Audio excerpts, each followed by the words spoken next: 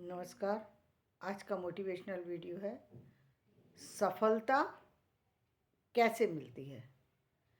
पहली बात, सफलता सही जगह पर किए गए काम के उपरांत मिलती है। यानी आपने जो अपनी एनर्जी लगाई है, यदि सही जगह पर लगाई है तो आपका उसका परिणाम सही मिलेगा और सही रूप में मिलेगा। लेकिन आपने यदि एनर्जी किसी गलत जगह लगा दी या अपनी आपकी एनर्जी डाइवर्ट है तो आपको परिणाम मिलने में दिक्कत होगी। जैसे मान लीजिए आप चाहते तो हैं कि मुझे यहाँ से बॉम्बे जाना है और निकले तो बॉम्बे के लिए, लेकिन रास्ते में मुड़ गए, सोचा कि आगरा देख लें, आगरा चले गए, फिर थोड़ी और कहीं और निकले। मतलब रास्ते में जो जो चीज़ें आपको अच्छी लगी आपने वहाँ पर जो है अपने आप को थोड़े समय के लिए रोक दिया। यदि आप ऐसा करते हैं तो आप मुंबई, आपको ये तो पता है आप कि मुझे रास्ता क्या है, मेरा मुंबई पहुंचने का रास्ता क्या है, ये तो जानकारी है। लेकिन जहाँ जहाँ मुंबई के रास्ते में जहाँ जहाँ मोड़ पड़े, जहाँ जहाँ आपकी इच्छा हुई वहीं रुक गए, वहीं रुक गए। तो आपको पहली बात, जो आप काम करने निकले थे, यानी जो आप मुंबई की यात्रा के लिए निकले थे, तो मुंबई न जा कर के आप जो है वहाँ पर जब तक पहुँचेंगे तब तक एक तो आपकी एनर्जी वेस्ट हो चुकी होगी, आपका जो जिस उद्देश्य को लेकर के आप वहाँ जा रहे थे वो उद्देश्य खत्म हो चुका होगा। यदि उद्देश्य बच भी जाए तो उसका फ़ायदा नहीं हुआ, क्योंकि आपके टाइम की वैल्यू होती है और आपने टाइम बहुत ज़्यादा बिगाड़ दिया। अब आप वहाँ पर पहुँच के कह रहे हैं मुझे रिज़ल्ट सही नहीं मिला, मैं वहाँ गया भी लेकिन मुझे रिज़ल्ट नहीं मिला।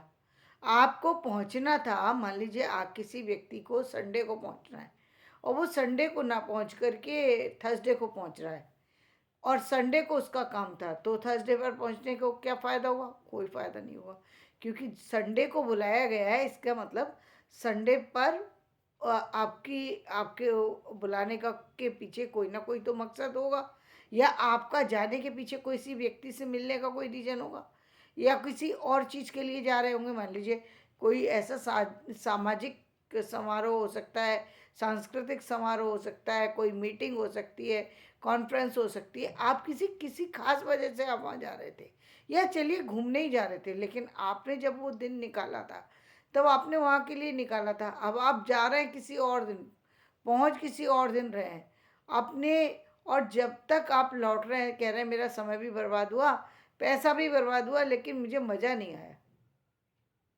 ये तो थी एक सामान्य चीज़ की बात, ये तो थी सामान्य चीज़ जिसके नुकसान होने पर बहुत ज़्यादा असर नहीं पड़ा।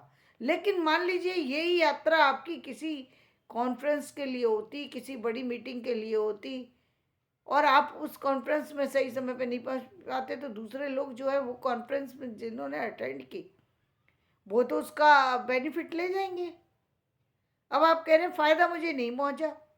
फ़ायदा आपको कैसे मिलेगा जब आपने कॉन्फ्रेंस ही नहीं अटेंड की? आप बेसिक नॉलेज रखते हो, नॉलेज का क्या मतलब होता है? जब तक आपकी नॉलेज सही जगह यूज़ नहीं होगी तब तक उसका परिणाम नहीं निकल के आएगा। परिणाम निकालने के लिए, सफलता पाने के लिए आपकी एनर्जी सही जगह लगना ज़रूरी है। आप देखते हैं आजकल आप देख रहे हैं कि जो म्यूजिक शो हैं वो बहुत अच्छे ढंग से चल रहा है, बहुत अच्छे ढंग से उनका वो उसमें जो है बच्चे सफलता पा रहे हैं। वो क्यों कर पा रहे हैं? उनको पता है कि एक सिस्टम से चल रहे हैं वो, कि इतने एक एक गाने की के लिए उस बच्चे को कितने दिनों तक प्रैक्टिस करनी है। यानी वो बच्चा एक सिस्टम को फॉलो कर रहा है, तो वो अपनी म्यूजिक की बारीकियों को दूर कर रहा है एक्सपर्ट के साथ। प्लस पॉइंट ये, केवल अपने आप लेकर के बहुत सारे बच्चे जो है वो बहुत प्रैक्टिस भी करते हैं, लेकिन उनको कोई ये बताने वाला नहीं है कि आप जो प्रैक्टिस कर रहे हैं इसमें आपकी कमी कहाँ रह गई। जब आप कहते हैं ना कई बार कि क्या फ़र्क पड़ता है, हम तो अपने आप भी किसी चीज़ को कर सकते हैं, हम बिल्कुल कर सकते हैं आप, लेकिन आपकी जब आपकी छोटी-छोटी चीज़ों को चेक करके सामने वाले बता देते हैं और आप उनको इसलिए मान लेते हैं क्योंकि वो आपके एक्सपर्ट हैं, क्योंकि आपके गुरु हैं, तो आप गुरु की बात को मानने में आपको बुरा नहीं लगेगा, लेकिन किसी अन्य व्यक्ति की बात आप सुनेंगे नहीं। और दूसरी बात, वो आपको बताएगा भी क्यों? पहली बात तो बहुत रेयर होते हैं, कुछ लोग ही होते हैं आज के समाज समाज में जो दूसरों को बताते हैं, और बताते हैं तो उनका उसका नुकसान ही पाते हैं वो लोग, क्योंकि सामने वाला उनको यही समझता है कि ये अपने आप को बड़ा समझते हैं, इसलिए मुझे बहुत दिखाना चाहते हैं। तो वो कोई समझदारी भी नहीं है, बताना भी नहीं चाहिए। इसीलिए कहा भी गया है कि ज्ञान उसी को देना चाहिए जो मांगने आए। बिना वजह जब आप ज्ञान देते हैं तो वो ज्ञान बेकार चला जाता है। तो जब आप किसी गुरु के संरक्षण में जब किसी चीज़ को ले रहे होते हैं, तो जब तो आपकी जो बारीकियों के साथ जो आपकी कमियों को दूर किया जाता है, तब आप भी उसी सब्जेक्ट में, जिस सब्जेक्ट को सीख रहे हो उसमें महारत हासिल कर लेते हैं। महारत हासिल कर लेते हैं, क्योंकि एक निश्चित समय तक आप उसकी प्रैक्टिस कर रहे होते हैं, एक निश्चित समय तक आप उसी काम में लगे हुए होते हैं। दूसरी जगह से आपका ध्यान हट चुका होता है। यदि आप 6 महीने, 8 महीने, 10 महीने यदि आप एक सिस्टम को फॉलो करें, तो आप देखेंगे आपका जीवन का बहुत पूरी तरह से बदल चुका है। और यही हो रहा है कि अब वहाँ पर एक प्लेटफॉर्म बच्चों को मिल जाता है, जहाँ पर उनको अपनी परफॉर्मेंस को प्रदर्शित करने का भी मौका मिल रहा है और सीखने का मौका मिल रहा है, जो जीवन भर लोगों को नहीं मिल पाता, जिसके अभाव के कारण से लाखों बच्चे, लाखों लोग प्रतिभा होते हुए भी जो है जीवन में आगे नहीं बढ़ पाते हैं, क्योंकि उनकी उस प्रतिभा को पहचानने वाला और उस प्रतिभा में चार चांद लगाने वाला गुरु उसको नहीं मिल पाया। वो गुरु नहीं मिल पाया जो उस बच्चे की प्रतिभा को आगे ले जा सके। एक गुरु का काम होता है कि वो उसको मालूम है कि बच्चे में क्या प्रतिभा है, और वो जानता है कि समाज में उसको कैसे दिखाया जा सकता है अपने बच्चे को। इसीलिए कंपटीशन कराते हैं। जो शिक्षा का जो कॉलेजों के अंदर, जो यूनिवर्सिटी के अंदर, जो स्कूलों के अंदर जो कंपटीशन कराते हैं, उसमें क्या है कि हम बच्चे को सामने ला कर के परफॉर्मेंस कराते हैं। इसका मतलब हमारा बच्चा इस चीज़ में आपके बच्चे से ज़्यादा टैलेंटेड है। जब जब दो बच्चों के भी साथ उसका कंपटीशन होता है, पहली बात वो कंपटीशन के लिए तैयार होता है।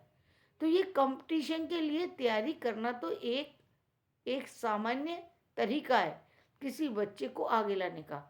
जीवन में आपको कंपटीशन अपने आप से करना है, यानी जीवन में आपको सबसे सर्वश्रेष्ठ जो है योग्यता हासिल करनी है। लेकिन उसके लिए आपके पास प्लस पॉइंट क्या होना चाहिए? पहली बात तो आपको एक निश्चित समय तक गुरु के संरक्षण में निश्चित ही रहना चाहिए, क्योंकि गुरु के संरक्षण से आपका जो काम होगा उसमें चार चांद लग जाते हैं। जिन बच्चों को गुरु नहीं मिलते हैं वो ठोकर खा के सीखते तो हैं, देखिए उनको अपने जितना काम में टाइम लगना चाहिए उससे अधिक टाइम लगता है। रेयर बच्चे होते हैं जो जिनको किसी की आवश्यकता नहीं होती, फिर भी वो बहुत ज़्यादा आगे बढ़ जाते हैं, सिर्फ गुरु का नाम लेकर के या गुरु को का चित्र रख करके। जैसे एकलव्य, वो कोई हो सकता है, वो कोई हो सकता है जो इतनी शिद्दत के साथ अपने काम में लगा रहे कि उसने कुत्ते का मुंह सिल दिया बाणों से। ये कोई हो सकता है जिसकी मतलब जो द्रोणाचार्य अर्जुन को शिक्षा दे रहे थे, वो क्या कह रहे थे? वो यही कह रहे थे कि अपना निशाना, ये देखो पेड़ पर सबसे छोटी चीज कौन सी है, उस पर अपना निशाना साधो। यदि तुम उस पर अपना निशाना साध सकते हो तो इसका मतलब तुम धनुर्धर बन चुके हो, यानी तुमको अंदाज है कि मेरा निशाना कहाँ लगेगा। यदि तुम्हें इसका, तो वो यही सिखा रहे थे और यही बात एकलव्य सुन रहे थे। एकलव्य ने उस बात को सुन करके उस उतनी प्रैक्टिस की। ये प्रैक्टिस करना महत्वपूर्ण है।